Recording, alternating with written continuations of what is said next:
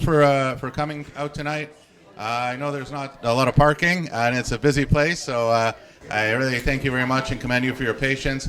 We're going to get started in just about like 2-3 minutes. If anyone would like to get in a food or drink order, please do so now. And once again, if there's anyone here who would like to network with any of the professionals here, we have presenter here who's presenting Real Estate Blueprint in the back, Mr. Kevin Breitner. Martin Charney, sitting directly in front of me, is going to be talking about reverse mortgages and rent-to-own. We do have 2 virtual presenters as well, and of course, David Grossman is here, mortgage broker and rock star. So please stay after the event, or as the event presentations conclude at 9, for the featured performance of rock music. And not to forget Mr. Hogenhout, who's just stepped out. If anyone has any questions about tax, income tax, property investment, and tax implications, Mr. Hogenhout is here for all of your inquiries, and he's offering a few consultations, limited to 3, which we'll allocate throughout the night. And if anyone didn't get any of the brochures, this is Kevin's brochure, and please feel free to take the cards on the table. So we're going to get started if Martin's ready. Martin, are you ready? I'm now going to introduce Martin Charney of Money on Tap, and he's going to be speaking on reverse mortgages and rent-to-own. I'll pass the baton over to Martin and continue the race. And by the way, if anyone has any questions, just raise your hand and we'll hand out the microphone to you, and you're free to ask. I've got how long? 15 minutes or so. 15. That's fair enough. I'll teach you what I learned in 20 years. I'm primarily a mortgage agent, but my wife calls me a doctor of financial pain because I represent about 6 different kinds of money. Besides mortgages, I do factoring of receivables and purchase order funding and merchant cash advances. So very often I'm able to help somebody that calls me for money. They need some kind of money. But tonight we want to talk specifically about really what's the lowest hanging fruit, which is mortgages. So there's a lot to say, but I think I've grown my business so substantially, so quickly, because I can say to almost anybody that calls me that if I cannot get them a mortgage, whether it's from an A lender or a B lender or a MIC or a private or whatever, I can go into the rent-to-own program. Or I can go into the co-ownership program.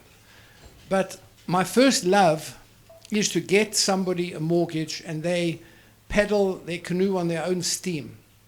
But just to give you an idea of rent-to-own, it goes as follows. Somebody comes to me with credit of as low as, let's say, 550. All they need is 3%, 3 or 4%. They need a good gross combined income. So let's take a price of 600,000 because rent-to-own is primarily not for the $1 million and the $2 million houses. Let's face it, if somebody wants to buy for $1 million or $2 million, they don't need rent-to-own. They've got to have $200,000 or $300,000 in there, burning a hole in their pocket, and away they go. But with a $600,000 house, what happens is the tenant buyer occupant chooses the property anywhere in southern Ontario, and then we bring one of our investors to buy that property for and on their behalf. They move in and they pay all the expenses. What are all the expenses? There's 6 different expenses. One is the investor's mortgage, because the investor puts down 20%. So he's got a mortgage of 80%. So the tenant buyer pays that, plus the property taxes, the property insurance, the utilities, the maintenance, because it's going to be his house. So he's got a period of about 3 to 5 years to save his shortfall, fix his credit, and buy the property from the investor. A lot of these ideas I got from South Africa, where it was called deed of sale on installments. There it was legal. They had like TREB documents, they had AREA documents, and the sellers would tell us, I want to sell on deed of sale, because that way they would get a higher price. Here, unfortunately, for good reason, it doesn't have such a good reputation, because a lot of people have taken advantage and they've sold properties to people that were really not qualified sufficiently. And there's no way in hell that they could have ever been able to close and buy the house from their investor, which is a pity, because it's a brilliant concept. Buy now and close in 3 to 4 years. So there's a price escalation of normally 3 or 4% annually. So there's a present purchase price of, let's say, 600, and a future purchase price of, say, 640. The market price historically has always been much higher. It can be 700, maybe more in 3 or 4 years. All right, we know now with the interest rates, it's a whole nother discussion. But the last 2 months, I've had 3 tenant buyer occupants that have closed and come out with money, because of what I'm saying, that the current market price is what the banks look at. They're not going to look at they paid 600 grand 3 years ago. That's history. What they're looking now at, and what the banks are slowly becoming more and more willing and able to accept, is the current market value, which in this case is, let's say, 700. So there's a lot of excitement out there, because, like, I've got a lady, Filipino couple, she's in a consumer proposal. But she's got a good job and she's earning fair enough, good income, and so is he, the husband. But there's no way in hell that they can get a mortgage with, currently, she's still under consumer proposal. So that is an ideal scenario for an investor to come in and buy the property for her. Now, what does the investor get out of this? Just in case there's any investors. They almost double their money within the 3-year period. How's that possible? What are they earning? They're earning on the up and the down. The up is the price escalation that goes from my 600,000 to, say, 640, with a 3 or 4% annual price escalation. So remember, that's 40 grand in the investor's pocket. Number 2, the down. The down is the decrease, the reduction of the existing mortgage, the principal reduction of the mortgage, which means the investor owes the bank at the end of the term that much less. So normally in that case, 80% of 600 is 480, so the mortgage will go down to like 440. So that's 80 grand. What does the investor put in? The investors put in 20% plus the closing costs. So the investors put in 120 plus maybe a few thousand, 5,000. So he's put in 125, and very conservatively, those figures, he's getting out 80 to 90,000. So, as I say, the investors almost double their money. So anybody that wants to talk to me about being a real investor, they don't have to pay a penny. They just put in their 20% plus their closing, and the TBO, the tenant buyer occupant, pays all the expenses. The mortgage, the property taxes, the property insurance, the maintenance, the utilities, obviously, and the savings. Now, what is the saving? The savings is monthly, the tenant buyer occupant pays about $500 or $600 a month, so that he ends up with a down payment of at least 10%. We are very conservative with that. We do not want, thank goodness, in all the years I've never had a default where the tenant cannot close and he gets evicted, because the investors don't want the house. They live in wherever they live, in a beautiful big house. They're buying this house for an investment, and primarily to help the tenant buyer. So they do not want even one phone call to say, can I have a bit of time? I just can't make the payments this month. So now your question is going to be, what happens if they cannot close? Let's say within the 3-year period. So all of our investors are groomed to be kind and decent people, that they will give an extension, a 6-month extension, let's say, if necessary. Because they don't want to boot out a family because they got divorced or they got ill health or accident or got fired. You know, what else can happen to us besides those four points? But the investor will not be interested in giving an extension if there's a million bounce checks along the way. So if the TBO, the tenant by occupant, has been well behaved, there's always going to be a sympathetic ear from the investor. So that is, in a nutshell, what I do. I hear in my introduction, Zach wanted me to talk about reverse mortgages. I'm not sure if you know what reverse mortgage is, but it's a situation where people of senior age, like over 70 or over 60, can get a mortgage and they do not have to prove income or credit, and they don't make any repayments monthly. So this is a very popular method of helping, call it senior citizens. Even though the senior citizen can be as young as 55. But how does the bank get their money back? Number one, upon the death. Number two, upon the sale of the property. And number three, if the owner moves out. Let's say a lady of 75 goes into an old age home. What do you call it? A senior residence. They have to stay on in the property. Those are the laws, the rules of the bank. And it's very, very popular. I do 1 or 2 every 3 or 4 months on that, because people of pensionable age don't have piles of money to make the repayment. And if there's equity, let's say the place is worth, I don't know, 700,000. Let's say there's an existing first mortgage of 100. So the bank will pay off the first mortgage, the existing first mortgage, and they become the first mortgage on the property. They're not going to do it being a second and a third.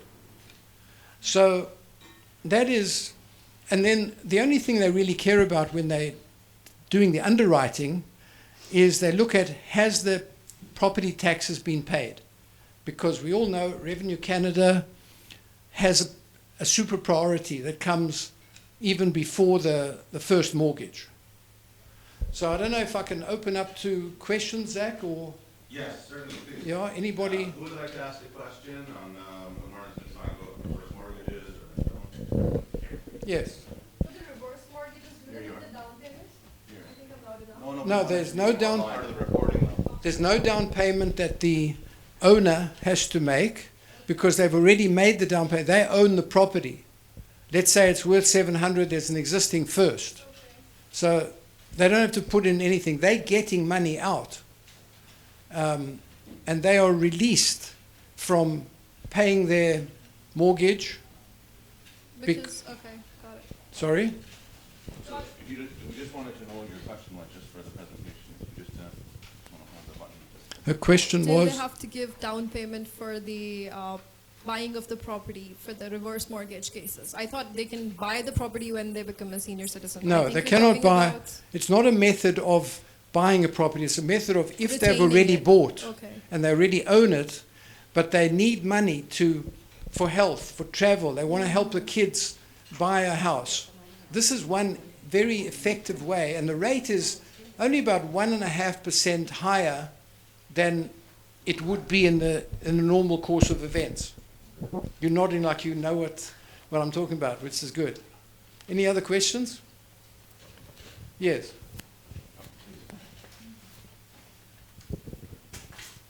Good evening. What about cryptocurrency? Are you guys working with it or not at all? Cryptocurrency is something that I do not deal with. I deal with real currency, and I don't deal with cryptocurrency. But it's obviously a big thing to buy Bitcoin or whatever it was, $45,000 a piece. Now it's down to half. I haven't done any of that. My question was, if somebody wants to pay to make the investment No. in... No, they won't accept that. The banks want to have proof So, yeah, of it's 3 not months where the money has been. about- Okay. But if you convert Bitcoin or Ethereum into hard cash, Canadian currency, we can deal with that. Yeah. Thank you. That's a good question. I've never had that Any yet. other questions? Oh, we just had a request if you could stand and ask the question. Thank you so much. So thank you so much for explaining. You're next. Yeah.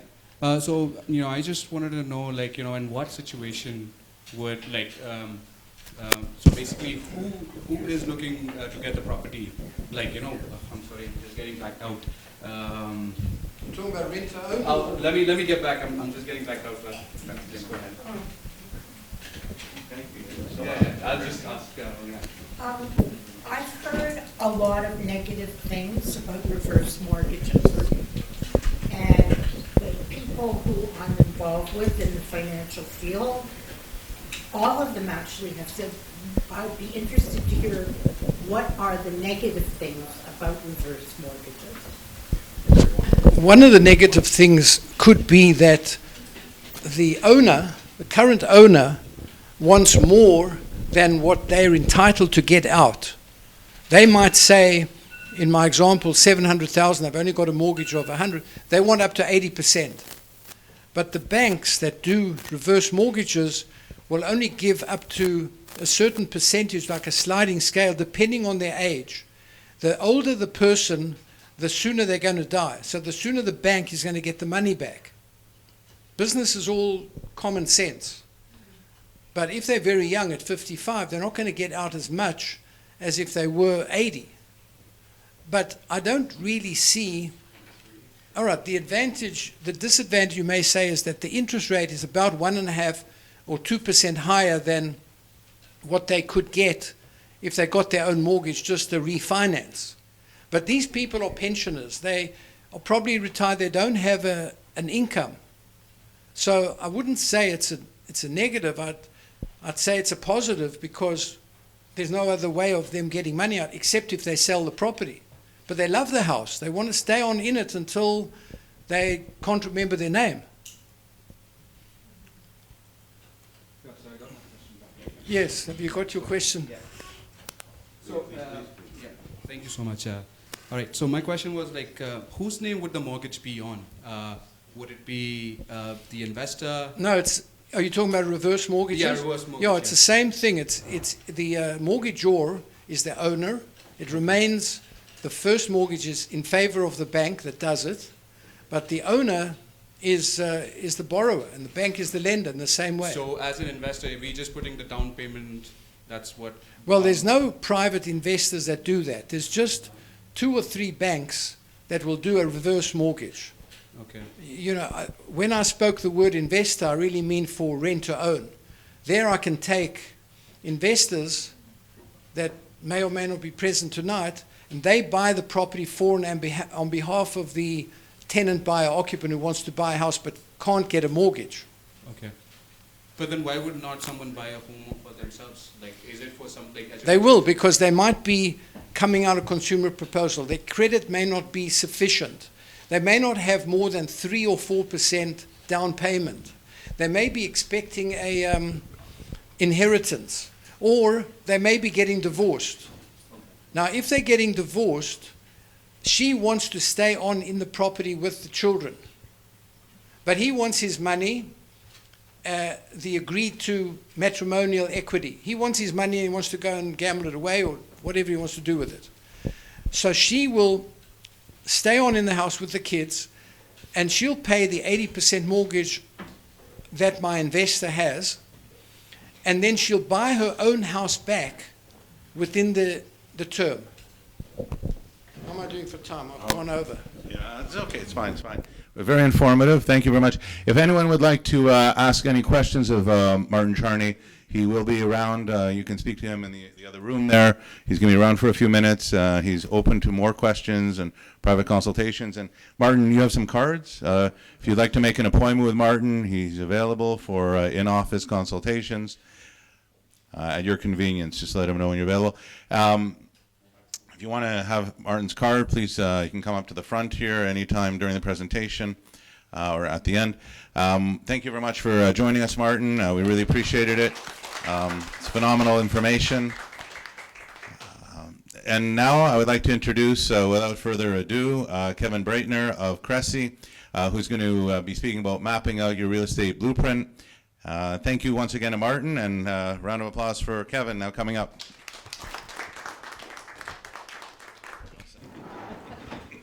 Hey everybody, we're going to get something going on up here in a second, but like Zach said, my name is Kevin Breitner. I'm a realtor with RE/MAX. We have a small team called the CRESI team. CRESI is an acronym for Complete Real Estate Solutions and Investments. Simply put, we're the complete solution for all of your real estate and investment needs. So when we're talking about the investor blueprint and what it is, basically, like everybody in this room right now, we are as individual as our fingerprints. We're the same way as investors, right? What we do is we have a conversation one-on-one with people to make sure that they're getting what they're needing out of whatever it is they want to do. We'll get into it a little bit more, but tonight's going to be a nice little overview, one, about what different ways you can invest in real estate, a few different strategies and different asset classes that you can invest through. And then we're also going to talk about how you can be a successful landlord. The other thing that we do have is a property management company. We're not like your traditional property management company. We like to say we're a hybrid, where the program that we've built is called the Landlord Protection Program. Is that going to pop up here at all, or how do I don't need to see myself. Sure, yeah, one of our flyers, awesome. Yeah, amazing. So, but the Landlord Protection Program is exactly what that is. It's to protect the everyday investor, the landlord like you and I. We all want to do whatever it is that we want to do with our day-to-day lives, and we don't really want to deal with tenant issues all the time. So our team can take that off of you, and away we go. So, let's start here. Okay, so I mentioned a little bit about who we are, what we do already, but simply put, we're here to make your life easier as an investor doing something through real estate. We've been flipping houses and doing things like that, so we're able to guide and advise people based on our experiences as well as our clients throughout the years. So when we're talking about becoming a successful landlord, this is really what we're going to look at here. There's 8 steps that we run our guys through, and then we're going to get into the different types of properties that you can be a landlord in.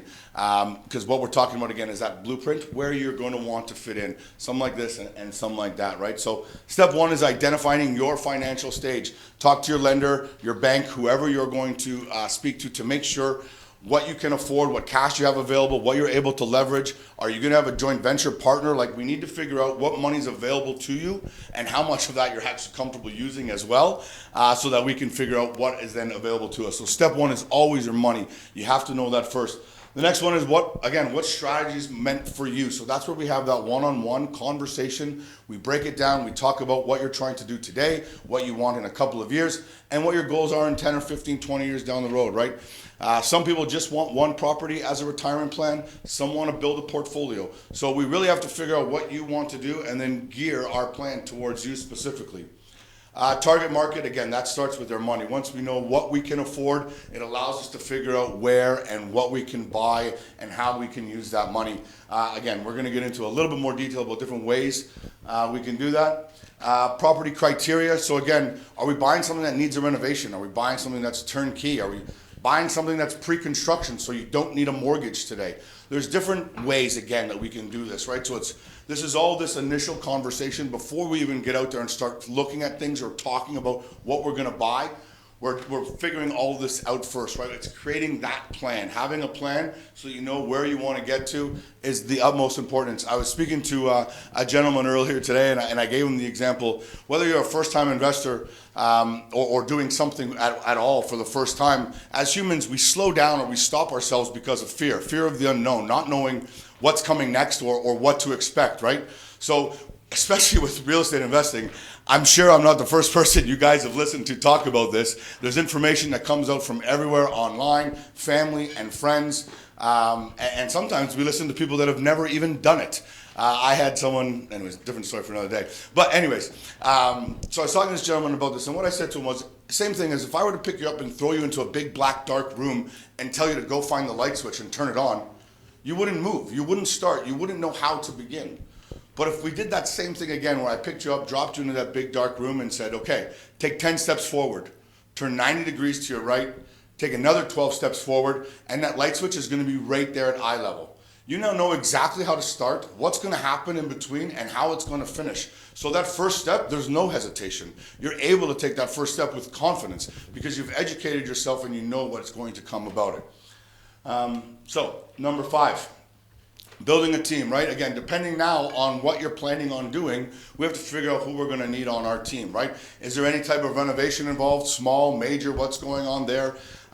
Again, mortgage lender comes in here if we're doing any type of purchase plus improvement so that we can use some mortgage money for those renovations instead of out of our own pocket. Again, back to that financial question, right? But who are we going to need on that team?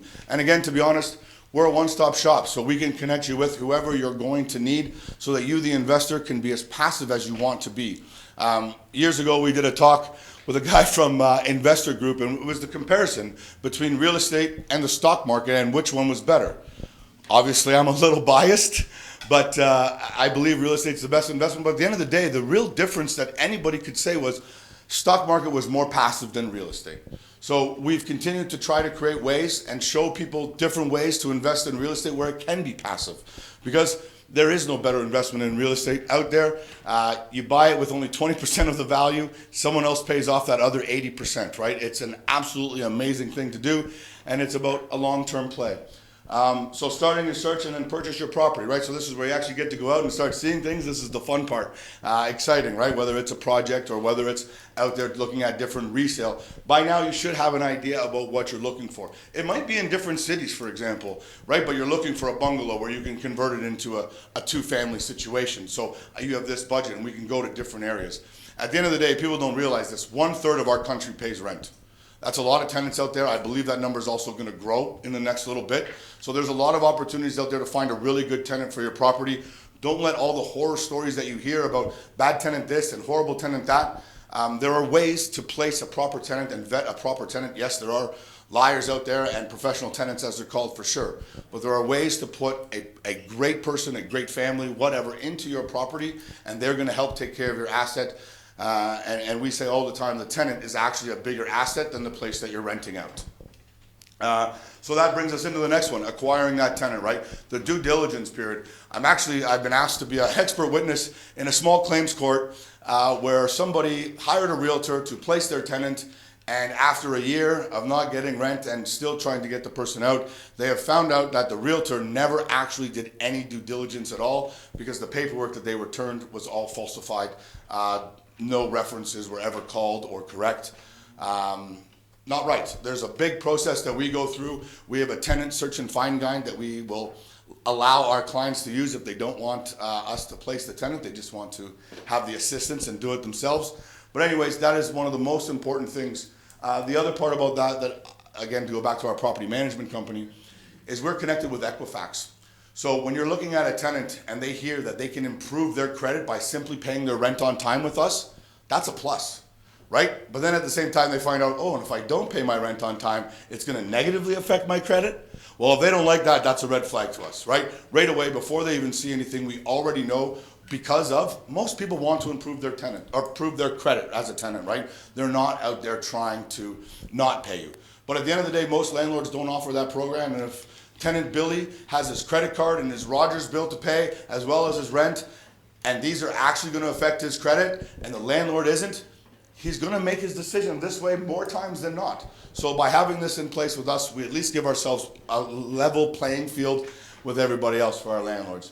And then there you go. Congratulations, you're a landlord. This is the question that people come through, and this is where we get into, again, the property management company. We will take everything on for you so you don't have to worry about it. Or at the same time, we're here to guide, advise, and consult you so you make sure you're understanding your rights your obligations as well at the same time, and to make sure that you can be a happy and successful landlord, because no one wants to be fixing toilets on a Friday night or doing whatever they have to do that goes along with it. I can speak later about that program, but that's not what today's about to get into that. It's more about just introducing ideas to you guys about how we can do it. So we're going to get into different types of opportunities now, different ways that you can invest through real estate. So this is the one that we all understand, the buy and hold, right? I need a house, you need a house, we all need a house, Frank needs a house, let's buy a house and rent it out to Frank. It's simple, it's easy, everybody gets it. Is it going to be profitable? For sure. It's a long-term play, real estate, right? It's not a get-rich-quick. It's about longevity in the market. So this is a great way. It's nice and simple. You buy a house and you turn around and you rent it out right away. Flipping. Now, this is an interesting thing. People think this is very easy and it's a lot of fun. I do like taking something old and making it new again. As you can see through these pictures, this is what our group bought last year, and everything has structural issues. I would highly suggest not going that route. Just means there's more and more problems and more problems. But at the end of the day, our group knew what we were buying. We expected to find problems. Also, that's where we're going to make our most amount of money as well. But these have all going through different things. They're at different stages. One has been rented out. The one in the middle at the bottom there is now rented out. It's going to be subdivided at one point instead of just flipping it. So we kept it. But yeah, fun stuff. The next one is just going to show you before and after of different things to kind of show you what can be done with a different place. Again, along through everything, right? Taking something old, making it new, making it more modern for someone new to come in and enjoy. Buying and turning around to flip something or sell it right away. A lot of different things come into play here. You're really market dependent. If anything kind of stops or changes when you've bought something before you sold it, that can really affect something. It's about time. It's about getting in and getting out. You need to have be involved in the trade somehow, in my opinion. To just be a regular person and hire a contractor to do all this, you're not going to make as much money, and you're going to have a ton of headache tracing your contractor around. Student rentals. Again, another way for people to get involved. There's different even ways to do student rentals. You can buy a house and rent it out to 5 individuals. You can buy a condominium, or you can even buy a whole building, a student rental building. Different ways for that. So the one thing I will say, if you are going to get into student rentals, the one piece of advice we give everybody is make sure, if you're doing the 5 rooms to 5 different students, that it's not you rent it out to Frank and his 4 friends. It's you have Frank, Timmy, Johnny, and everybody else on their own individual leases and on their rooms. So Johnny would rent out room A, for example, and Billy would rent out room B. One, you have all their guarantors, so as a landlord and an investor, you have more protection through their parents as guarantors for rent collection, but also the common areas now you don't need 24 hours notice to go into. It's only their private areas. So not that I'm saying you should be knocking on a door and going in every day, but it's nice to be able to walk in, and bongs and everything are legal now, but it used to be something of the past that everybody was nervous about. So anyways, rent to own. We heard Martin talk about that. So it is, there's people that do it out there. It makes great sense for investors. You're having a tenant that cares a lot about the property. It is a good way to do it. There's another one, co-ownership, which is another way that protects the investor. And Adam and Mark are going to be on after me virtually, and they're actually going to be talking about that, which is a really cool way, again, to protect yourself as the investor. Pre-construction. This is where we started getting into investment about 7 years ago. It started with pre-construction. The returns are astronomical when you think about when you bought something to what you put down to what you're going to get out of it years later. Like everything, there's pros and cons. You definitely have to know what's going on, and you have to know who you're getting involved with. Again, like everything, there are horror stories out there. There are things that haven't come. There's people that sadly have lost deposits. But again, it is very profitable, and there are ways to do this the right way. There's ways to roll them over. And I could talk forever about just pre-construction. It's a lot of fun. Commercial, again, right? This is where the power changes and the game shifts, right? Everything else, you are a residential landlord. That means the Landlord-Tenant Bureau comes into effect. As a landlord, our hands are tied. The tenant has all the rights, all the power, right? It is their home, even though it's our investment, it is their home. They need a roof over their head. As Canadians, we are very, very nice, and we don't want to do anything rude or wrong or not nice to people, right? So we'll say, stay in the house even though you haven't paid your rent. We'll give you 6 to 10 months until we can actually get you out for not paying your rent. With this here in commercial, for example, the biggest difference is 17 days. You can lock the doors, change everything, and keep everything inside. There's ways to do commercial again.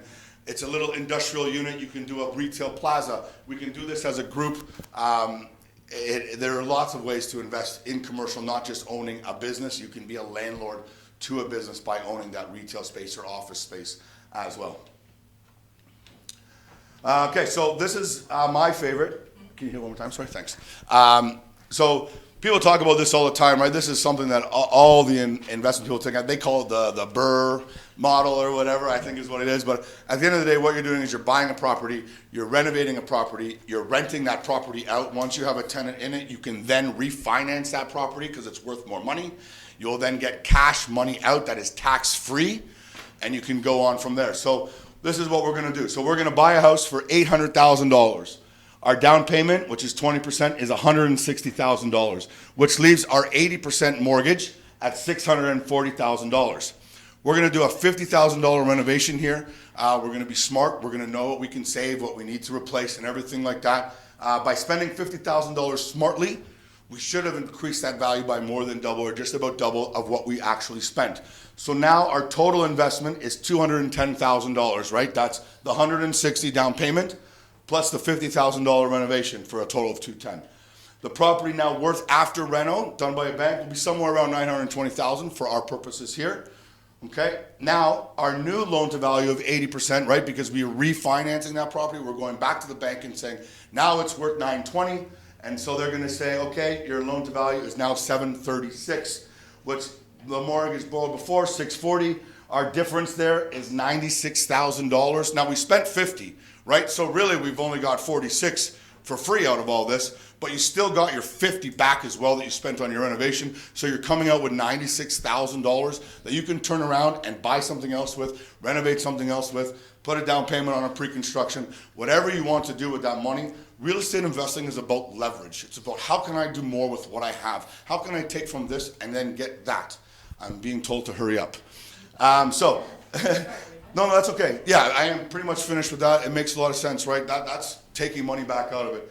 These are our group of companies. Again, it's the complete real estate solution and investment. And as we continue to grow, it's more about concentrating on that C and the S in our name, and that's about the complete solution. We want to make sure our investors don't have to worry about anything. They're able to enjoy their family life and do everything that they want to do, and our group will take care of everything that, again, they don't want to. So next steps. Send me an email, give me a call. Our contact information is everywhere. For the people in-house tonight, I'd love to chat with you guys afterwards. Everybody that's online out there, we'll connect somehow, and then we'll go from there. We'll connect you with a lender after that, right? Whether you have one or not, great. If not, we'll get you one, I guess is what I should say. And then lastly, let's have that conversation sooner rather than later, because as we said, real estate is not a get rich quick, it's a get wealthy slow, and it's not about timing the market. So let's get you in as soon as we can. Yeah. So, we have time for maybe one or two questions. Would anyone like to ask a question to Kevin? Okay, he'll be available afterwards. Oh, you have one? Oh, here, please go ahead. Just stand up, though, please. Yeah, you must. Nobody else has to. No. Okay. They forced them afterwards. Do you charge anything for your services? Like, is there like a property management fee? Oh, yes. So as nice as we are, we definitely charge a fee. Traditional property management companies will charge you 8 to 10% of your monthly rent. Our program is geared, like I said, towards the everyday investor. We only take care of single family to sixplex homes, and we have a one-time setup fee which gets the tenant and the landlords built into our system, so the tenants can pay their rent like you would pay your credit card bill or a cell phone bill, again, all through an app and a CIBC trust account. And then from there, there's an ongoing monthly charge as well, but very minimal compared to what you're looking at. Single family is $139 a month. So yeah, excellent. All right, so now we're going to go to the online portion of our presentation series. There's two gentlemen, unfortunately, who are not able to present live for various reasons. Adam Dermer is going to be presenting with Rob Richard, and they're going to be talking also about a specific type of rent to own. Their company is called Key, and I'm going to pass it over now to them. Whenever you're ready, Adam, please go ahead. Great. Well, it's really nice to be here talking about something new that we brought to the market called home ownership as a service. And it's just a new way. It's really co-ownership. It's a way to get young people and new Canadians on the property ladder decades sooner. You all know the problem. It takes 27 years on average now in Toronto for a young person to save for a down payment. It's much of their adult life. Prices keep rising faster than wages. Far too many Canadians are shut off the advantages that being on the property ladder brings, and those are many, social and economic. We just to start off with some research that we had commissioned. Abacus Data did a great national poll for us, and Canadians agree overwhelmingly that accessible home ownership is a massive problem in Canada. I mean, you guys see this. You read about it in the paper every day online. It's all over the place. Everybody's talking about it. And the vast majority of those who currently don't own, and it's a big number in the younger generation, feel locked out of owning a home the conventional way. And what does that mean? Well, they're just not serviced by the ownership structure that hasn't really changed significantly in 200 years. You have to come up with a big down payment, and then you have to qualify for a mortgage to fund the rest of the house. And that financial issue is keeping 3/4 of them locked out. But even more than that, the current way of buying and owning a home really restricts mobility and freedom. It gets you into too much household debt, where you can't live the lifestyle that you want to live. All of your capital is sunk into your house. You can't make other investments. And what happens if you want to pursue that great job in Calgary 18 months later?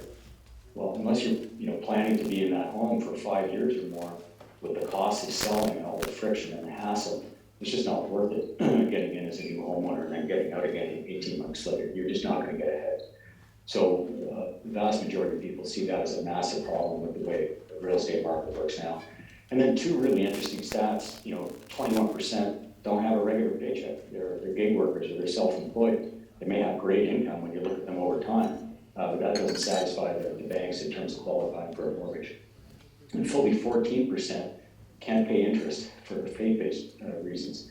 That's a number that's bigger than I thought it would be, but that's reality of today's Canada. So Abacus talked about, do you know anything about rent-to-own? Do you know anything about co-ownership? And again, an overwhelming majority of Canadians believe that for those who understand what co-ownership is, that it's better than rent-to-own because you have equity from day one. You're a true owner, and you don't have a gun to your head in terms of when you have to close on the property. Next slide, please. So again, we're trying to solve the problem of access to home ownership, and with our co-ownership program, we enable people to get in without that big down payment, just a small initial deposit of 2.5% and no mortgage ever, or until they're ready to close on the property. So we do that. Well, we do that by aligning the capital of investors and residents, where homes are owned by investor owners who may currently be a landlord with an existing tenant, or they may be planning to buy some more properties and consider putting their properties in co-ownership. And Adam will tell you sort of the economics and the value proposition of doing that on a further slide. Next slide. Thanks, Rob. So Key is ultimately an all-digital ownership platform that turns renters into co-owners. And as Rob mentioned, we're helping a generation stuck renting get on the home ownership ladder earlier on in life, and we're removing the two biggest blockers, down payment and a mortgage. The entire arrangement is structured as a forward purchase agreement where the resident comes in and pays a minimum 2.5% deposit. Their equity grows with the underlying asset, and they're able to invest additional equity ad hoc on a monthly basis, in addition to paying competitive market rents. So as a landlord, what you have is a resident who is value aligned because they had capital in the deal. That capital is affected directly by the performance of the asset. The resident keeps operating expenses down because of that, and they also share pro rata in their ownership. So for example, if they own 5% of the home, they will share pro rata in that amount should a service call come to fix the fridge. just anecdotally. So co-ownership has a number of benefits. Again, you have better tenants. These residents are co-owners and incentivized to treat the home like their own. And this makes it easier to be a landlord. Instead of the adversarial relationship between the landlord and the tenant, where the tenant is really just seen as a means to cover carrying costs, and you just hope that they don't tear up your home and leave it in shambles when they decide to terminate the agreement. This is essentially a partnership that ensures a better relationship now and in the future. Because they're better tenants, they keep the operating expenses lower. This is lower R&M. This is lower vacancy, lower turnover, and lower turnover costs associated with that turnover. And really, what's very important here is we are essentially maintaining your returns, if not providing you with better returns, while allowing you to do the right thing and lift society up to improve access to home ownership. And this really helps just ultimately address the financialization of housing narrative, which is really just making housing a lot more expensive at the expense of renters. So again, we're really just this all digital homeownership platform that essentially bridges the gap between homeowners and residents. So Rob will talk more about the digital homeownership platform and what it comprises. We spent the last 3 years building this technology, and we have patents against it. And it's really a dynamic ownership management system that calculates who owns what on a monthly basis based on pricing the asset every month and taking into account investments and other payments by both parties. And then we calculate who owes what to whom. We make those transactions happen on an automated basis and provide comprehensive reporting to the asset owner, with the investor who remains on title.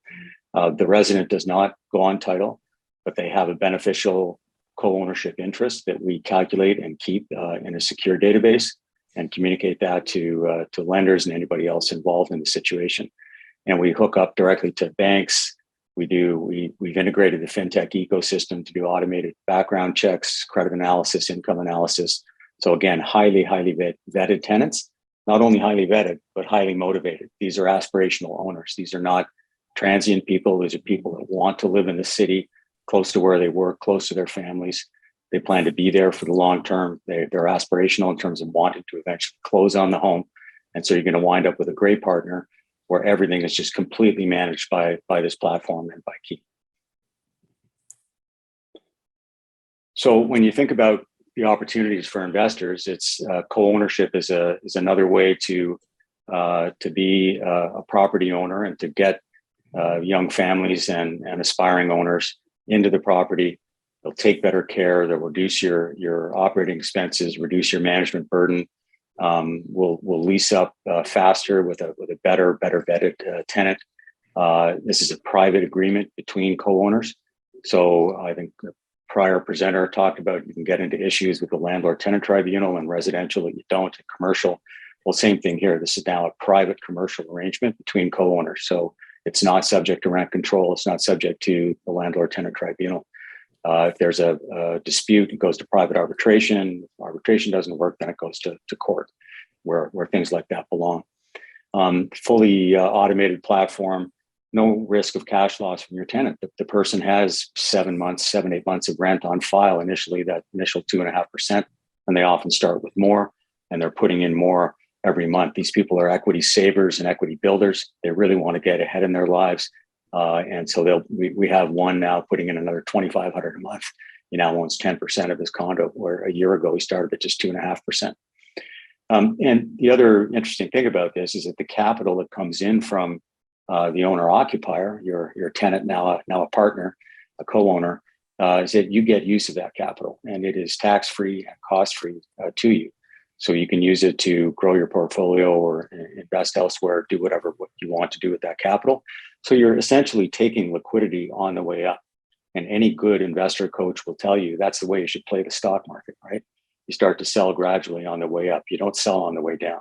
And so here you're taking incremental capital at a higher price every month from your owner occupier and taking that liquidity on a partial basis over time.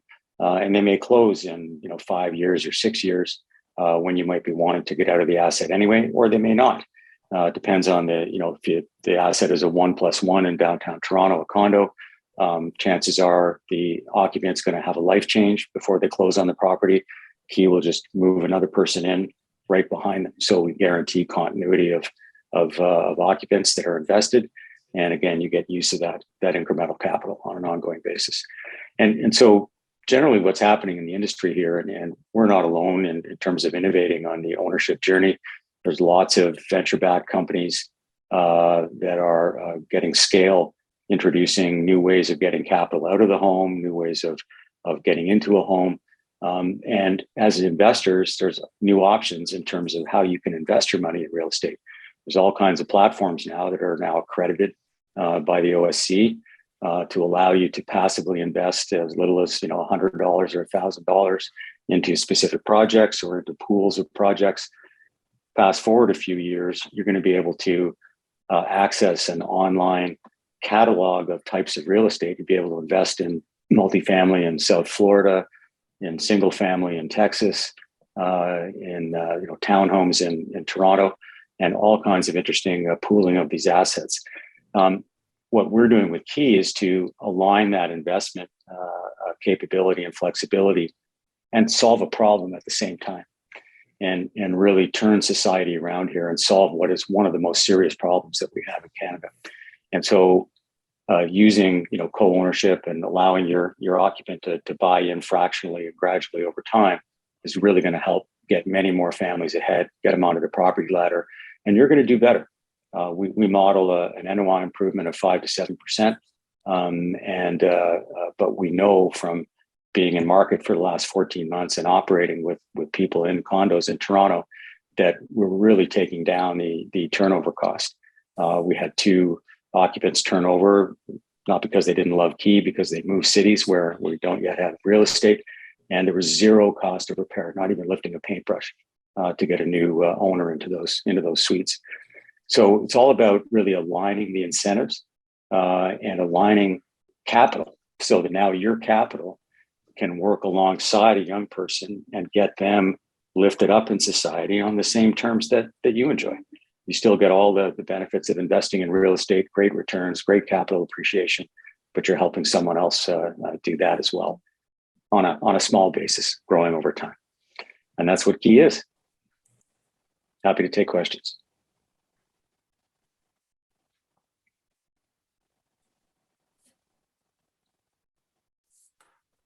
I don't know about you, Adam, but I can't hear anyone. Maybe stop presenting. Yeah, I'll stop presenting. Sorry, give me a second. That'll sorry, 1 second here. Oh, there we go. Oh, hey, Kevin. Can you clarify again, just for everybody, when they're buying out the equity, how that works? Is that on a yearly, or how can the tenant buy out to keep the investor constantly making money and keeping the equity as well? They put in every month, and this can be set by the deal that you want to offer to your co-owner tenant. The way it's working now in the condos that we have on the platform is a minimum $50 a month is going toward buying more equity. But then they can use the app, just press a button if they get an inheritance from the grandmother or they get a raise at work and they can afford another couple of $100 a month. They just change the setting and automatically they're investing another couple of $100 a month, and that capital goes right to you.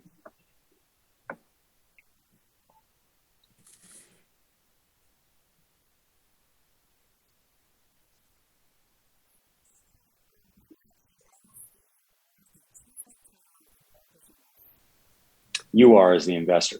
So you own a home. You're buying an investment property, putting 20% down, getting an 80% mortgage, and now you're letting an occupant start to contribute to the equity stack.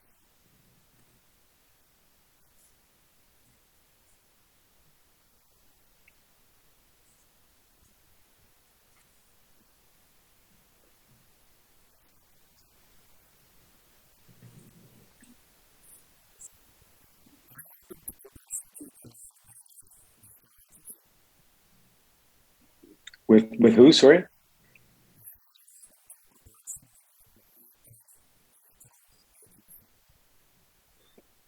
Absolutely. We're open to all kinds of cooperation. We're embracing the real estate industry. Real estate associations are investors in Key. super interested in digital tech and in the traditional real estate broker and realtor. Thank you.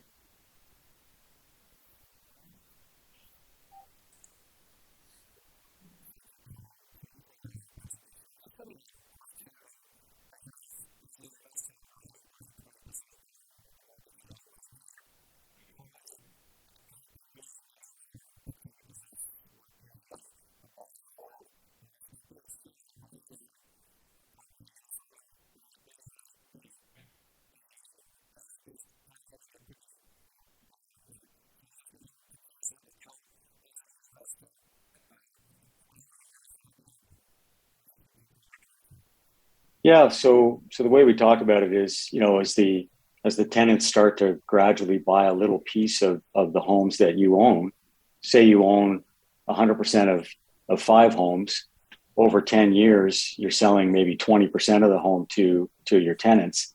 Well, you can afford to buy more properties. So now you own 80% of 20% more real estate. And so you can grow your portfolio by offering a little slice to the occupant. In the event that they do want to close and the home turns over, you're getting that liquidity that you can get back into the market. So you're still, they're paying all the costs. They're paying the finance cost of your mortgage because you're charging them a market rent. So you're still getting the benefit of paying down your mortgage and increasing your equity at the leveraged rate. But you're getting a better tenant. You're going to have less tenant problems, less tenant turnover. You're getting the use of their capital on a tax-free, tax-deferred basis, no cost. We don't charge a fee on the movement of that capital. And you're getting, a highly motivated person living alongside, living in your property as a co-owner, taking better care and reducing OPEX. Adam Dermer and Rob Richard for presenting, and you have their contact details here on screen.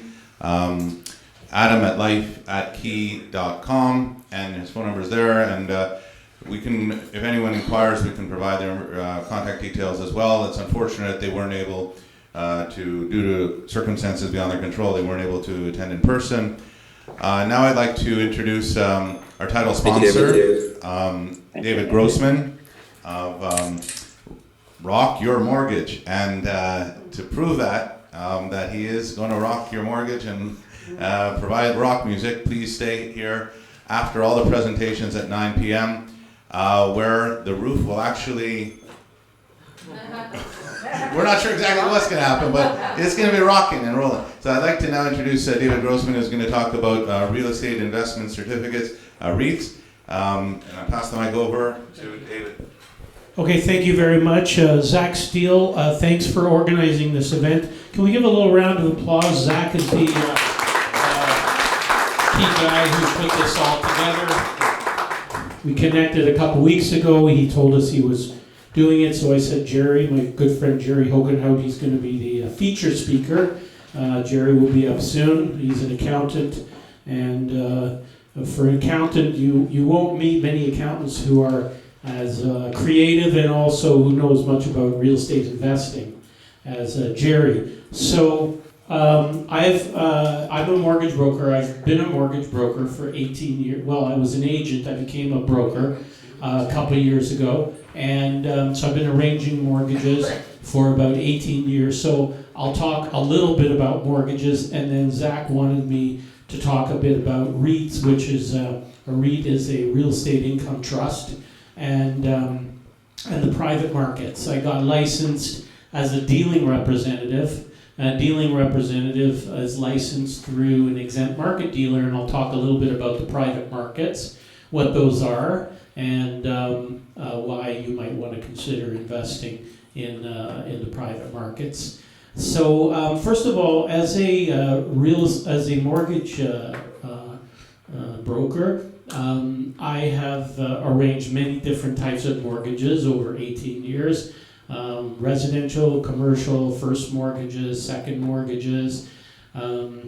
So pretty much every construction mortgages. I've been doing more construction lately. Private mortgages. So I've seen pretty much every kind of mortgage. I enjoy working with self-employed borrowers a lot. real estate investors. I do a lot of work in alternative lending. Alternative for borrowers who are not getting what they want from the bank for one reason or another. Banks are very strict, as you know, and especially if you're self-employed, because what they do is they ask, the first thing they do is they ask for your tax returns and your notice of assessment. So what does your tax returns have to do with your ability to service the debt? I mean, the tax returns, you're preparing your taxes for tax purposes, and as a self-employed person, you have the right to, minimize the income that you report for tax purposes. And the reason that banks do that is because the truth is that they're basically working closely with CRA. And if they're going to give you a mortgage, they want to make sure that you've paid your share of taxes. It has nothing to do with your ability to service the debt. So a lot of the alternative lenders that we work with, many of them are institutions. Some of them charge slightly higher rates than the banks, but they're not going to ask for your tax returns. They're going to want to see commission statements. They're going to want to see bank statements. They want to see your cash flow. They'll look at your credit. They'll look at other things other than tax returns. So I work with a lot of self-employed borrowers, property investors who want to buy more properties. The banks are very strict when it comes to treating rental, how they look at rental income. Just because your rent exceeds the mortgage doesn't mean they're going to give you the mortgage. Not even close. But if you're working with one of these lenders who, alternative lenders, some people call them B lenders. Those lenders are going to make a little bit more common sense decisions. And sometimes when you're buying a rental property, it's a property that needs a lot of work. Maybe it's not even tenanted at the moment. Maybe it's in a state of disrepair. And there's an opportunity for you to go in and do some work and make some money and create, apartments, 1, 2, 3 apartments out of a single unit property or a 2-unit property to add value to that property. And the alternative lenders are going to be more open to what it is you're looking to do. And of course there's private lenders as well. And if a deal makes sense, if there's equity in the property, if you have the ability to service the debt, repay the loan, you should be able to get a mortgage on it.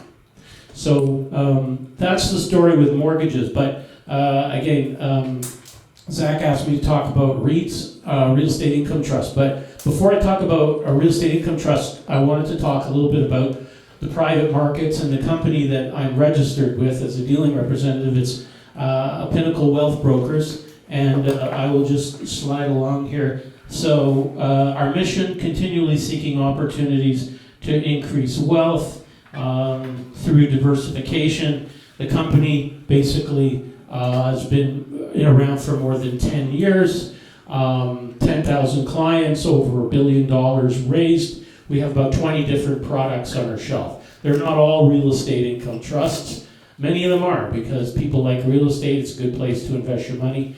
But anytime you have a portfolio, an investment portfolio, you should have some a proper diversification. Company does a lot of charities, educating kids, and in Guatemala and other places. They do really nice things, putting a percentage of profits away. Very strong leadership across Canada. I met all these folks down in Mexico last December. Compliance, Deb Workman, the compliance is out of the yin-yang. It drives us a little crazy. Check. Drives us a little crazy sometimes, but it's all there to protect the investor, so it's not a bad thing. They have a public market division. Not going to really get into that much today, but they do offer. So publics are what people are used to. A lot of people don't know private markets exist. So I'll tell you what is the private markets. Okay, private markets, when companies want to raise money and they don't want to go out to the stock exchange. If they've, a developer has maxed out, can't get the money from a bank, maxed out on their credit cards, family and friends, okay, they look and they say, okay, can we raise money in the private market? And it's a regulated marketplace, even though it's not on the stock exchange. It is a regulated marketplace, and it has to be done by Gerry, what's it called? It's not a prospectus, it's a offering memorandum. Thank you, drawing a blank. Okay? There is one of the risks areas when you're investing in the private markets is liquidity. Because it's not something you put your money into if you want to take it out in 6 months or a year. It should be at least a 3-year hold. And if you sit down with a dealing rep like myself, we can help you map out a proper balance of public and private. Of interest, many of Canada's largest pension funds and institutional investors have a lot of their money in the private markets, and it's becoming more popular. If you look at this here, this is 22 major global pensions, and you'll see that in 1999 they only had about 6% of their total holdings was in private, and it's gone up now to 2019, it's about 23%. And that's just the pensions. Take a look at the OMERS, which is the Ontario Municipal Employees Retirement System. They have, in 2005, they had about 20% of their money in privates. It's now up to about 40%. 40%. Same thing with CPP, Canada Pension Plan. Used to have 4% in privates, now 50% is in privates. You may be wondering why. And I'll tell you that. But just because we have to disclose this, just because an institution finds it suitable to put money into privates doesn't mean that it's suitable for every individual investor. Again, we have to sit down with you and figure out, your time horizon, your liquidity needs, short-term, long-term, income needs, and make sure you have a proper portfolio and balance in your portfolio. But one of the key reasons why companies, pension plans, and people are investing in privates is that you don't have the same volatility as you do with the public markets. So, you have an underlying security in the stock market. It could be a very sound company, but with consumer and investor sentiment changes and fears and things that have little to do with the underlying well-being of a company change, your stock price and the value of your portfolio can change dramatically. So it's to avoid the volatility because you don't have that.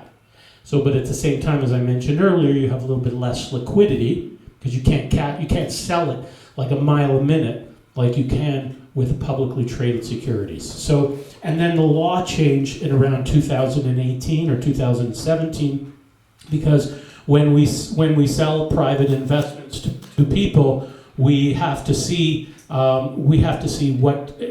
make sure they qualify. You actually have to qualify to buy. It used to be that you had to be an accredited investor, which meant you had to make over $250,000 a year and have over $1 million of liquid assets. But that's changed now. There's different categories of investors in Ontario. So more people are investing into privates. A lot of due diligence taking place at Pinnacle. They have a great team, securities lawyer, financial analysts, research analysts, really, really impressive, strong team. This is, roughly what's on our shelf. There's about 20 different products that we have on our shelf. Many of them are real estate. The REITs, real estate income trusts. Multi-residential is a category that a lot of people love because people always need a place to live, COVID or no COVID. People need a place to live. So apartments are a good investment. There's a couple of different issuers. We have a number of them that have been returning consistently 10 to 12% returns for people that are RSP eligible. And then we always, we have to have, you should have some diversification. You don't want to you can't put everything into one REIT, and you should also have some diversification, maybe different kinds of real estate, maybe different kinds of geographic diversification. There's one that we like, I don't know if anyone's heard of Polis Investments, for example. Some people may have heard of them. They have a lot of apartment buildings in the Hamilton area and beyond.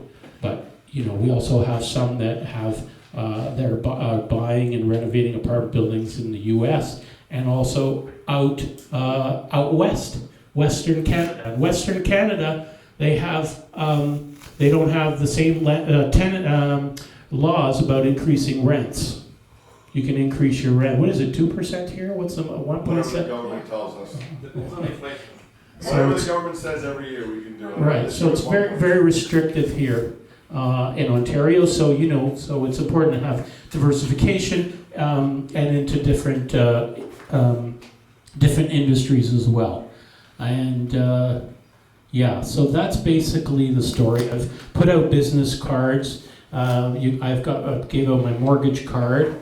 That's this card here. That's this here. The company I'm with is actually RMA, Real Mortgage Associates. They're based out of Hamilton, and this is my brand, Rock Your Mortgage. Rock Your Mortgage with David Grossman, the guitar-playing mortgage broker.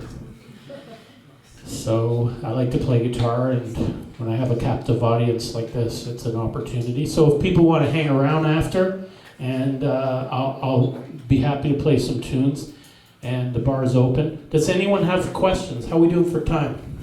Questions about mortgages or private investments? 8:13. We're doing well. Okay. Questions? Yes, Martin. So my question is, you use the word private.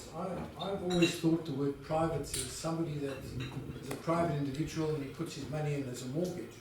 But you're giving me the impression that CPP and all those others are private. I don't quite follow. Well, they're investing in private investments. So there is a regulated marketplace. It's the private capital markets.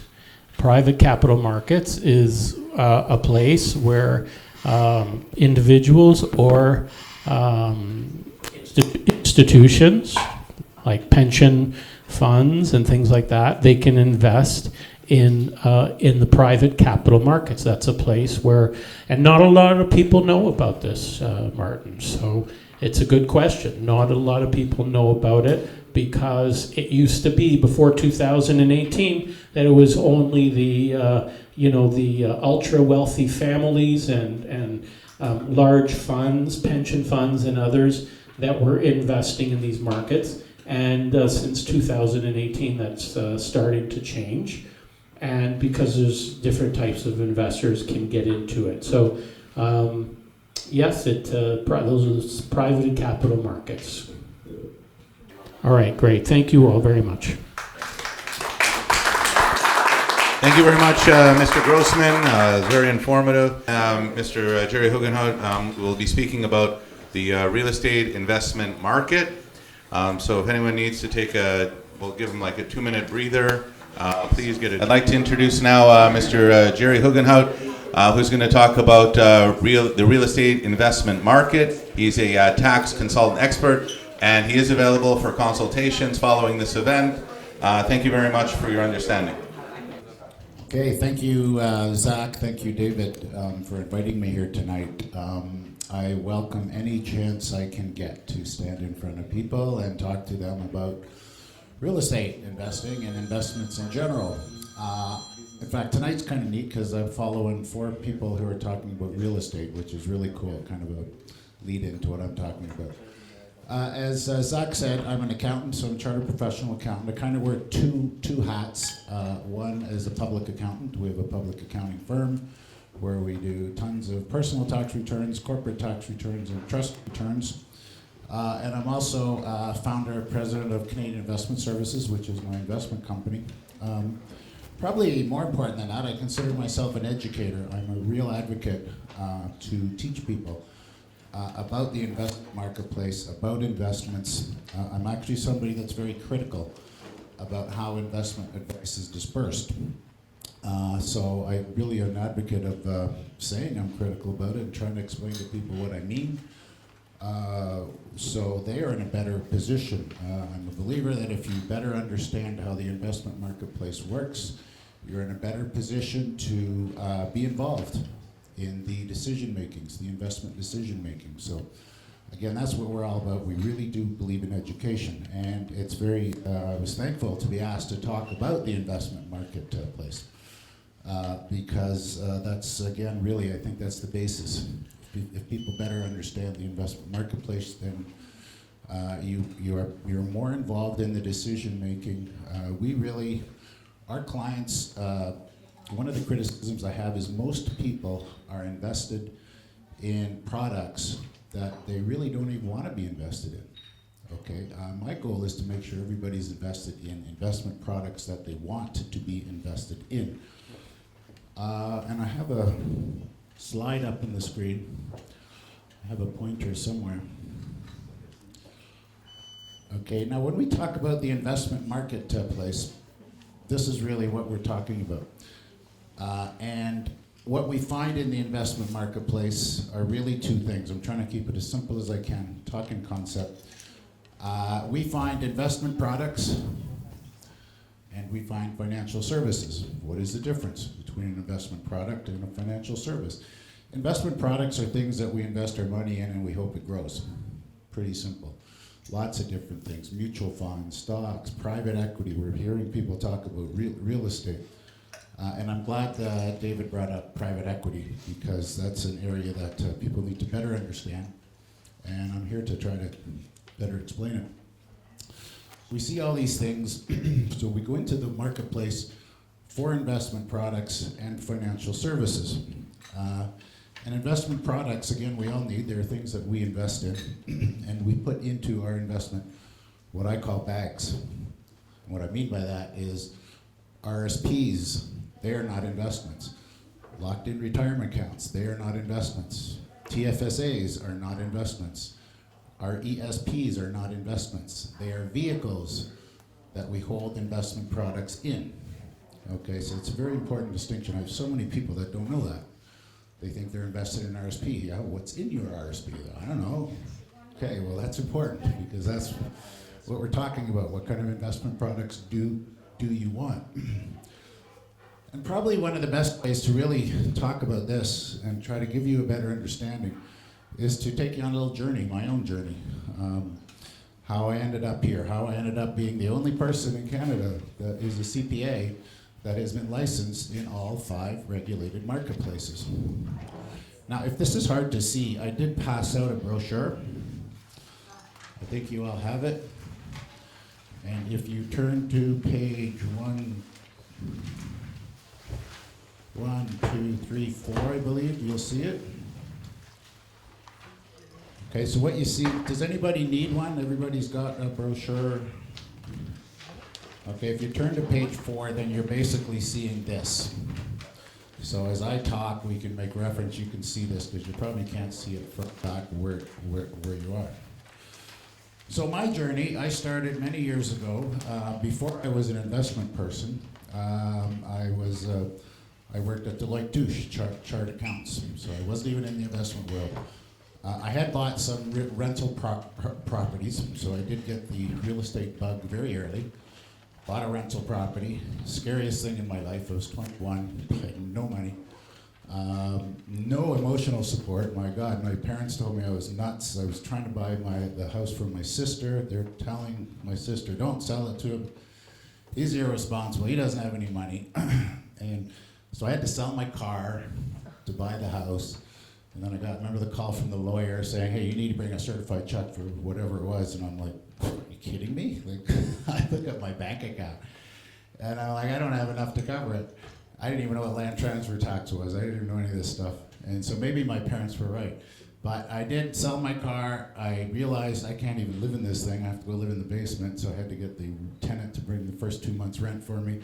Then I could close my property. So that was my introduction to real estate investment way back when. But I even remember way back then, I'm like, hey, this is, once I got in, I'm like, this is kind of cool. I'm living in the basement, and the people upstairs are paying my mortgage.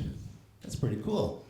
Right, and it kind of stuck with me. Anyway, then I bought a couple other places, but I started with Deloitte Touche. Wasn't a real estate, or wasn't an investment person. Spent 10 years there, and I will say that was a gift, okay? And it was a gift because it taught me all about taxes, our biggest enemy, our biggest expense of our life. So somebody said once, teach me the rules of the game so I can learn how to win. Boy, that's certainly applicable in my life.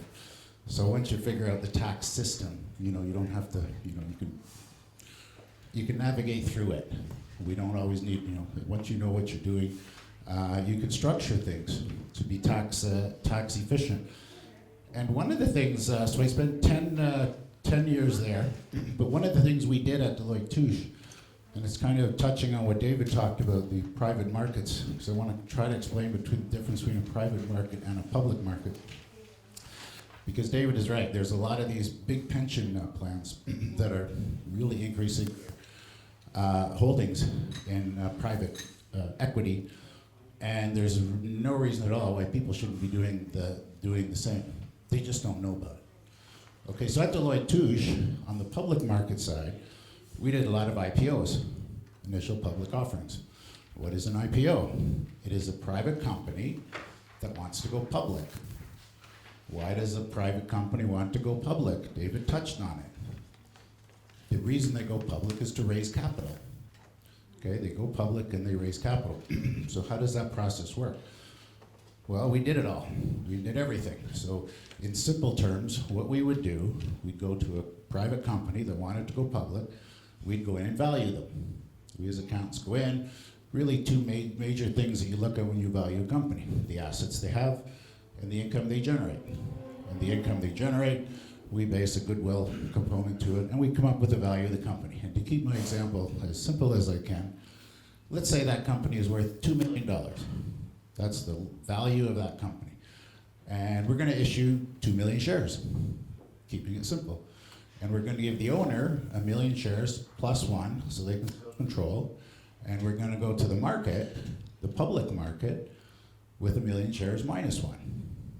Okay, so that whole underwriting process, we're involved. We value it. We create the stocks, the share structure, and then we go to the market. And then you got all these stockbrokers going, to trying to sell the share. Now remember, the share is worth $1. The private company is worth 2 million. We've issued 2 million shares. Each share is worth $1.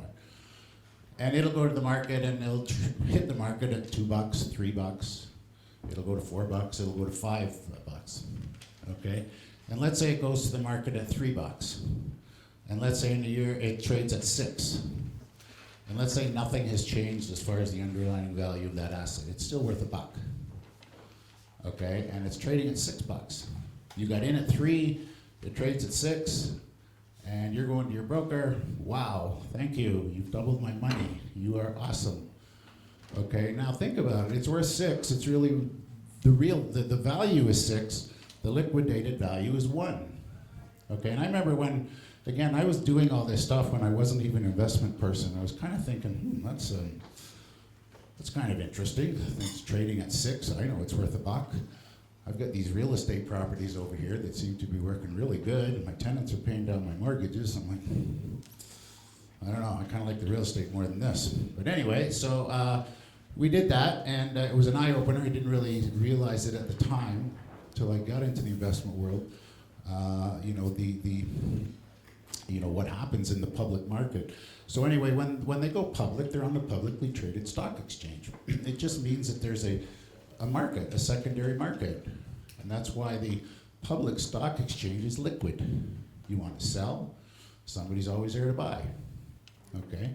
And when we talk about the value, the $6 value to a $1 real value, $6 trading price, the best example, and certainly one that a lot of us probably remember, is Nortel.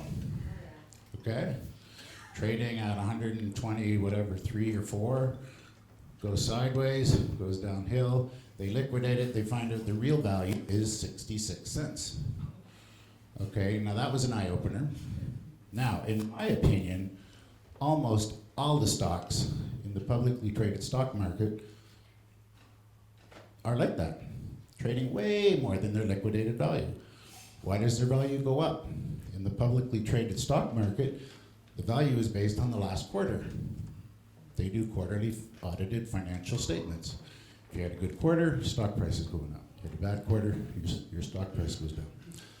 So again, I had this foundation before I even got into the investment world, which is certainly well. So after my 10 years at Deloitte Touche, I'm like, okay, I've had enough of corporate life. I want to set up my own practice. So I did, set up my tax practice. Still wasn't doing investing. Had lots of my clients asking me about investments. I wasn't in the investment world, but I was curious and I was interested. So I could have told my clients, you know, they come to me, Gerry, somebody wants me to get into this investment. And I'm like, well, I could have said, I don't know, I'm an accountant. I said, well, I'm interested, let's look into it. So I really got into it a lot. And then I really made the decision to go, I should really add investment services to my tax practice. And that served me really well, and I had to go get a license. I had to go into the investment marketplace. Oh, where'd that go? Can we get that picture back up?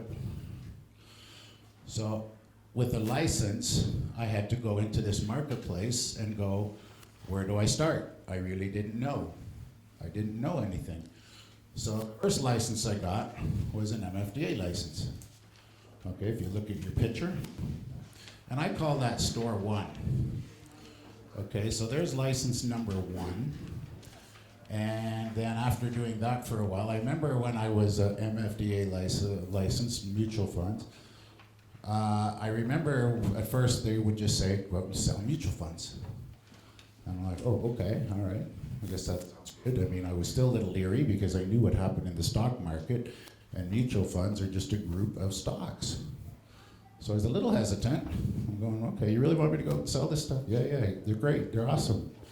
And I'm looking at my real estate couple, you know, I got 3 rental properties and they're just doing great. I'm going, okay, so we go out and sell mutual funds. And for the first 3 years, I was a hero. You know, everything was going up 20, 25%. Like, way to go, Gerry, way to go. And then there's a hiccup in the market. And it was, hey, what's going on, you know? And this was back when you didn't really look at your portfolio every day. This is when you waited for the quarter. You know, you got a statement in March, June, September, and December. And you're like, hey, what happened? My money went down. And then I'd call all the really smart people called fund managers, and I'm like, hey, what's going on? I'm like, the money's going on. Don't worry about it, you know. Just tell them what you need to tell them. Just keep them invested was really what ended up happening. And I said, okay. So anyway, from an MFDA license, I was encouraged to go get what we call an IROC license. With an IROC license, I got to be a stockbroker, trading bonds, trading stocks. I got to be that guy is selling these stocks at $3, knowing that behind the scenes they're probably not worth $3. So that was a little bit of soul searching, but hey, you know, they treated us well. It was interesting. It was exciting. Not exactly Wolf on Wall Street, but it was pretty cool. Down on Bay Street, Toronto, doing stock brokering, and so that was fun, good experience. But I remember when I had my MFDA license, my IROC license, I kept saying to all these people, like, why can't I sell real estate? I like real estate. This stuff's working for me over here. No, real estate's risky. Don't do that. No. Sell mutual funds. Buy stock, sell stocks. And I'm like, okay, all right, you guys know. And then you just start to get a little wiser. You're like, a little skeptical about this stuff that you're doing. And then, so then I ended up, when I was with Dundee Wealth, Dundee Securities, that's where I had my IROC license. And then they allowed us to, whoever wanted to go get a mortgage license through Dundee Mortgages. They piggybacked on Invis.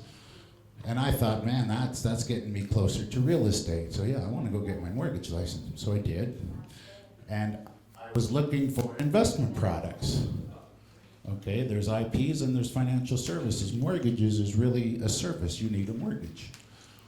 You know, now there are mortgage investments. There's mix. There's private mortgage lending. So there was a component of real estate investing in there, which was good. So I was quite happy in that world for a while. Then Dundee Securities also allowed us to get an insurance license. Something I didn't really want, but I thought, why not? Let's go learn a little bit about insurance. I was still looking for where do I find real estate related investments, because I really wasn't, you know, offering or being able to provide my clients with real estate related investments. And at a certain point, you know, I really kind of an aha moment is like, you know what? I don't know about this stuff. I like all these real, you know, my properties are doing great, but then I had like 6, 7 real estate properties, and they're doing great. And I really stopped buying into that, you know, keep selling this stuff. And finally I said, no, you know what? This is wrong. This industry is wrong. And then I realized that when you have an investment license, any one of these, mutual funds, stocks, mortgages, insurance, the last license I got was the private equity one, which is where I finally found some real estate investments, real estate income trusts. Love them. I'll talk a little more about them. David talked about them. That's where I found my real estate products. But every time I had a license, I felt really shackled. The company that licenses me told me, you know, this is what you sell. Don't talk about anything else. So I thought that's not really the right way to provide investment advice. And then the more you learn, you go, it's how the system is structured. Okay, somebody with an investment license, their fiduciary responsibility is not to their client, it's to the company that licenses them. And that's one of the problems. Okay, that's a big problem in the industry, in my world. So how can you put the best interest of your client first? In my opinion, you can't. Because once you hold a license, they keep you in here. So if you go into the investment marketplace and deal with an MFDA company, I'll pick on Investors Group, guess where you're gonna be? Here. Guess what you're not gonna see? Any real estate related investment opportunities. So I'm somebody who says, you know, I think there's a problem in the industry that when we hold a license, we're not being able to serve our clients best. We're not even talking to our clients about these real estate related investment opportunities. All clients, we all like real estate. Why wouldn't we want some of our money or all of our money in real estate? So when I was in the private equity, well, that was the last license I held. I too was with Pinnacle Wealth that David is currently licensed with. It was great. It was awesome. We had access to a lot of what we call private equity. And again, the main difference, the public market, as I mentioned before, is where a private company goes to access money. But they have to go public. What does that mean? Well, you gotta go public, you gotta give up a lot of your shares to the public. That's how you raise capital. You're not run by a board of directors. You're losing a lot of control. There's a lot of cost. Very expensive to go public, extremely expensive.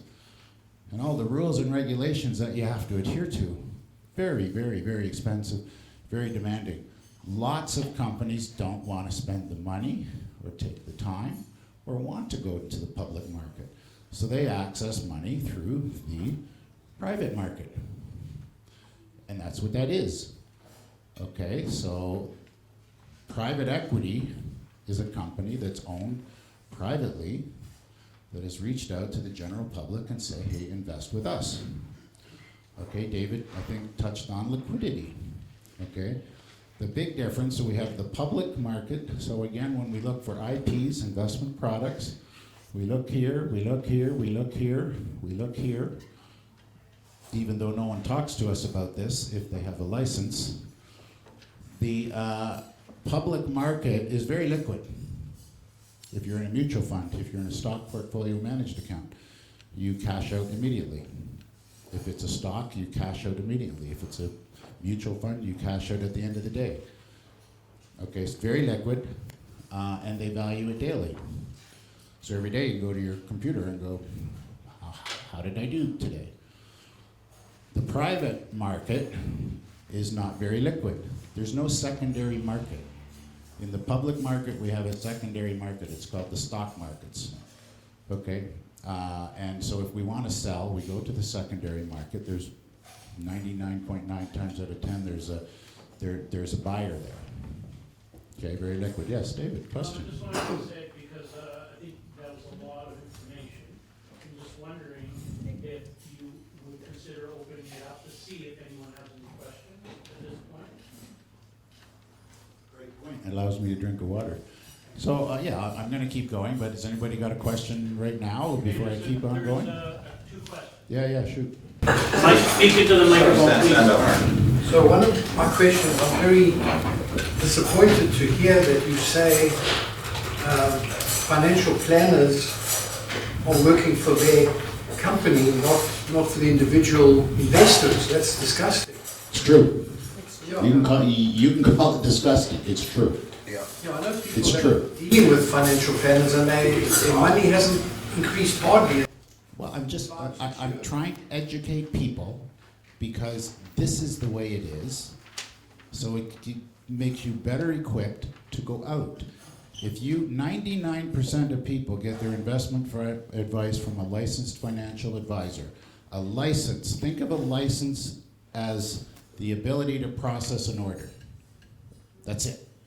Think of it as an ability to process an order. You have an MFDA license. You can process a mutual fund order. You have an IROC license. You can sell stocks and bonds. You have a private equity license. You can sell private equity. You have a mortgage license. You can facilitate mortgages, insurance. You can facilitate insurance. 99% of the people get their advice from a licensed advisor. Where do you find real estate from a licensed advisor? You don't, a lot. Private equity person, you will. Okay, everything that people have talked about tonight, your licensed advisor is not going to talk to you about that stuff. Because that's the way the industry is. So when I've had my aha moment, I'm like, this is wrong. I want to create a company called Canadian Investment Services where we have access to everything. Okay, so we take our clients in. If they want a mutual fund, I've given up all my licenses. I don't want a license. I've given them all up. I have no licenses. I cannot facilitate any of these orders. When a client wants one, somebody wants private equity, I got to bring in my good friend David and say, hey, David, I have a client. I can talk to them about private equity. I can talk to them about REITs. I can tell them everything about them. I cannot process an order. David, can you process an order for this person? Thank you very much. Jerry, thank you very much. Yes, I can. Okay, now, by not having a license, I get to play over here. Okay, and that's what I love, because my initial upbringing with real estate really took hold at some point and go, you know what? When we manage money, there's two very important components. One is protection of capital. The other is rate of return.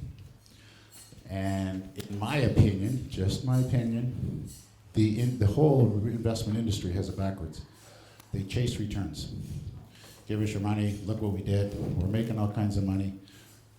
And that's fair, but what about protection of capital? I still go back to my Deloitte Touche days when, something's trading at $7 and the real value is $1. I have a problem with that. And I keep looking at my real estate properties that I don't feel my money is at risk here at all. So then when you start getting into the real estate game, so I'm like, okay, what am I going to do when I get in the real estate game? I'm going to do all kinds of stuff. I'm going to do real estate joint ventures. I'm going to do fix and flips. I'm going to do limited partnerships, assignments, wholesaling, apartment buildings. Yes? First of all, thank you for throwing all that information at us. Still digesting.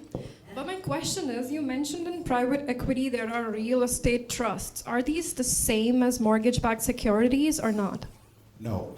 Real estate income trusts. So picture, real estate income trusts are a group of apartment buildings, is the easiest way to describe it. Okay, we all know real estate. We all maybe have owned a rental property. Just think of a whole bunch of them grouped together. Well, what are we investing in? Is it not their mortgage? If you're in a mortgage-backed security, it's a security. That you will pay the mortgage. We're in here, we're in IROC, mortgage-backed security that invests in mortgages. Okay, a MIC, Mortgage Investment Corp, that invests in mortgages. Okay, you don't have ownership of anything, you're investing in mortgages, you are a lender. The way I look at the world, I look at a house, a real estate, okay, and we can own it. We can own it individually, a rental property. We can own it as a group, a REIT. We can lend against it, private mortgage lending, or we can lend it as a group, a MIC. But all those investments are backed by real estate. So real estate trust, it's like if I buy that, then I'm kind of part owner. But of the Gary, real how estate. different would it have been if it was a public trust? Public or private trust? Sorry. Sorry, yes. Sorry about it, sorry. Gary, how different it would have been if it was a public trust as compared to a private REIT? Oh, okay, so the question is Sorry. in public. Okay, all right, good. Sorry, yes. Good question.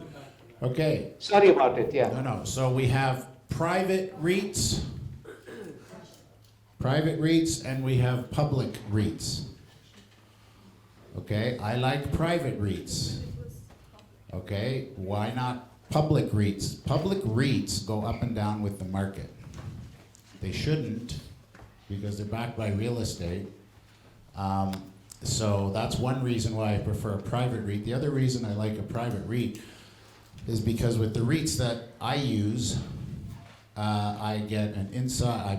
I know the owners, I know the managers. I can call them up tomorrow and say, I'm dropping by your office at 1 o'clock, let me in. I also like private REITs because when I worked at Deloitte Touche, we did the year ends and financial statements. So I could read those statements inside out. So I usually have questions for the owners of the private REITs, and they let me in and they answer my questions. With a public REIT, I would never have that access. Okay, so that's two reasons why public REITs go up and down with the market. They shouldn't, but they do. Private REITs do not. Private REITs, We have another question. there's no real correlation to the stock market. That's the other reason I like them. Yeah. This might be a stupid question, but I just wanted to know, is the liquidated value in private market also less than the actual value? Sorry, is which? Sorry? Liquidated value, you said the actual value of the stock is $1, but it's selling at $6. Is it not the same in private markets? No. It's not? No. All right, one last I'm question. going to answer your question. Why? Okay. Why? Because with REITs anyway, when I talk about private equity, it can cover a lot of different things. I focus on the REITs. REITs are based on cap rate. Okay, what is the rent less the expenses divided by a 3, 4, 5, 6, 7, whatever your cap rate is, there's your value. Okay, so when the market, like even the real estate market the last 3 years that has gone crazy, what happens to a REIT? For example, I own a 6-unit building in Orangeville. It's in a residential area. All my neighbors' properties went through the roof. Mine didn't. Why? Because it's based on rent. And in Ontario, I'm stuck. I can raise my rent 1%. Okay, Ontario, it's not a surprise what has happened in Ontario. You can't raise the rents. Lots of these rental units are now coming off the market, going to Airbnb, me included. So the supply and demand, nobody's building apartment buildings in Ontario because of the rent controls. We've just recently gone to Alberta. We have bought 62 rental units in the last 4 months in Alberta. I love Alberta, okay? No rent controls. You buy an apartment building at $60,000 a unit. The math works at $800 for a 2-bedroom apartment. It all works. We live virtually. People can go to Alberta and not have to worry about working for the oil fields. You can get your computer and a Wi-Fi signal and away you go, you can work. If you see what's going on in the world here, like our debt, $1.5 trillion, astronomical, unbelievable. You shake your head and nobody cares. Government doesn't care. Keep printing more money, more deficit, more deficit, more deficit. Who cares? As long as it's correlation to the GDP, which is our gross domestic product, they could say that's okay. How do you keep our gross domestic product up? By bringing in people. Okay, we all know immigration, we've seen what's happened the last 20, 30 years. Think that's going to change? No. People will continue to come to Canada. We're going to be at 50 million people at some point, and they're going to come to this country, and they're going to go, oh my God, I can't live in Toronto. I can't live in Montreal. I can't live in Vancouver. I'm going to go to Alberta or somewhere, Saskatchewan, Manitoba. And so that's what's going to happen. So there will be demand. That's why when I go back to private REITs in general, I don't like the high-end REITs. I like the REITs that are low to medium rent. Okay, because they only have one way to go, and that's up. Now, nobody's getting rich on a REIT. Okay, you want to try to get rich, you go to the stock market. You gamble. To me, the stock market is your gambling money. Right? A REIT, as David says, 8 to 12%, maybe a little upkick. Maybe one year you get 13, 14, 15%. One of the companies we deal with is Centurion REIT. You may have heard of them. They own probably 150 apartment buildings, most of them in southern Ontario. 45 years in a row of 8 to 12% consistently, not up and down, just consistent. When you do this rule of 72, some of you may know about it, two numbers multiplied together, 6 times 12 is 72. Those formulas actually work if you have a consistent rate of return. When you're bouncing up and down in the market, it doesn't really work as well. So anyway, there's many things that we do like about REITs. Again, as David mentioned, Poulos. That was an interesting, I've known them for 15 years. At first, I really didn't buy into their story, which was, we're buying rental properties in Hamilton. Hamilton, okay. You know, they were telling me what's going to happen to Hamilton long before it did. And I didn't know whether I believed them. And, you know, their business model is really buying underperforming apartment buildings, take them over one by one. The tenant goes out, they go in, and they make them really nice. I walked into one and they had crown molding with lights on it. And I'm like, well, that's interesting. And Kyle Poulos, he goes, yeah, that cost us like $250 to put lights in it. People are lining up, they want this unit because there's cool lights in the crown molding. So their business model was to really kind of, as tenants leave, pimp it up, get the higher rent, which again, works really well. So there, again, Poulos is a company that we do a lot of business with because they're that 2 hour radius of Toronto, 2 or 3 hour radius of Toronto, I think is a gold mine. You can go anywhere in there and buy good property. The problem today is those people that look for duplexes and triplexes. Good luck. It doesn't work anymore. You gotta go pay $1 million. Now you got 2 or 3 tenants to try to make that mortgage payment. It's tough. It's very hard. Much easier to buy an apartment building. It sounds intimidating. If you buy one apartment building, you realize how easy it is. Base it on cap rate. It's commercial lending. You just go cap rate equals value times 70%, here's your check. And you gotta fill in the gap with 30%. So we do that. Again, we bought 3 apartment buildings, and what we do is we just joint venture. We do joint ventures. We have a client database. Hey, who's interested in this? So we're trying to open up all these avenues. We're trying to be that company that, hey, what do you want? You know, let's educate yourself about what's going on in the marketplace and where do you see yourself fitting in, okay? Another big problem I have is taxes. Most, with all due respect, most planners aren't very knowledgeable about taxes. How many investment structures have I seen that make no sense from a tax perspective? Real estate income trusts. Normally when we invest money, we would get a rate of return. Again, with IPs, we want to get a rate of return. We get that rate of return in interest. dividends or capital gains, usually. If we earn interest, we earn $100 of interest, we have to put $100 on our tax return. If we earn $100 of dividends, we put $75 on our tax returns because of the dividend tax credit. If we earn $100 of capital gains, we only put $50 on our tax returns because half of the capital gain is tax-free. Back to REITs. REITs have what we call return of capital. Return of capital is non-taxable. That's pretty cool. That's very cool.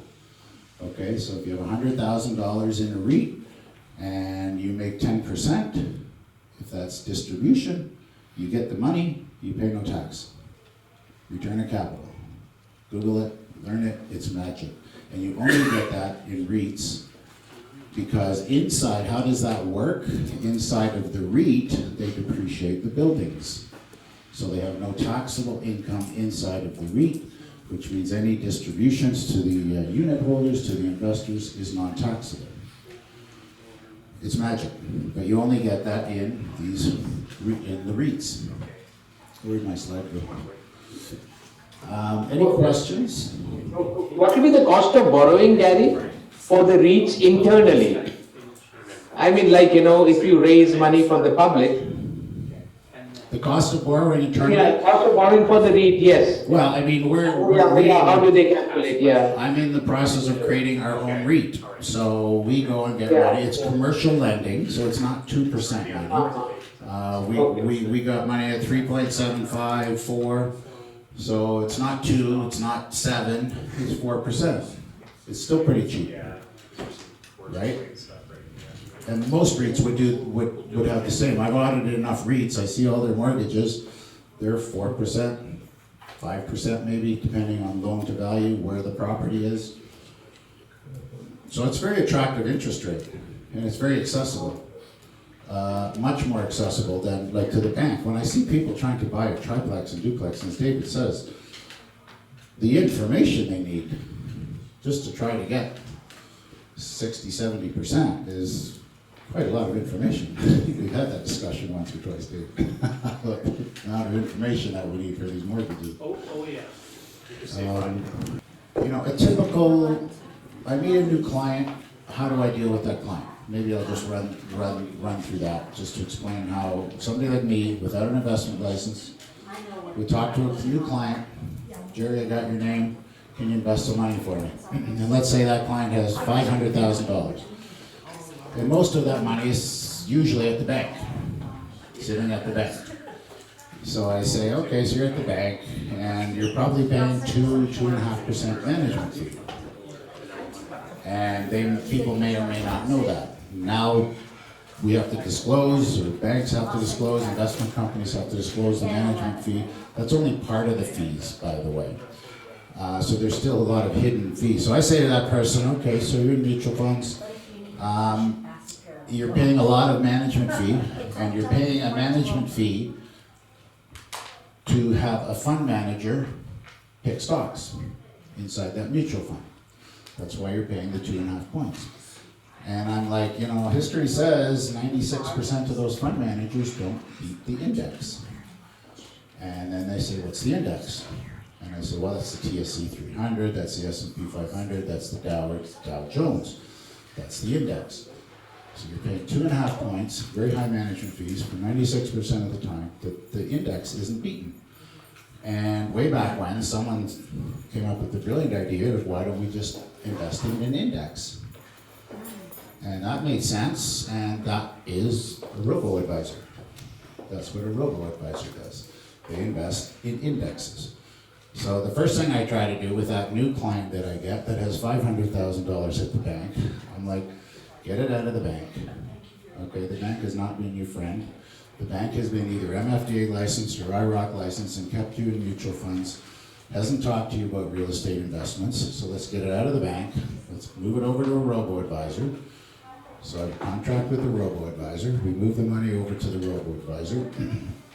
We start talking to them about different real estate related investments. REITs, joint ventures, want to participate in apartment building, want to do some limited partnerships, Mortgages and RSPs.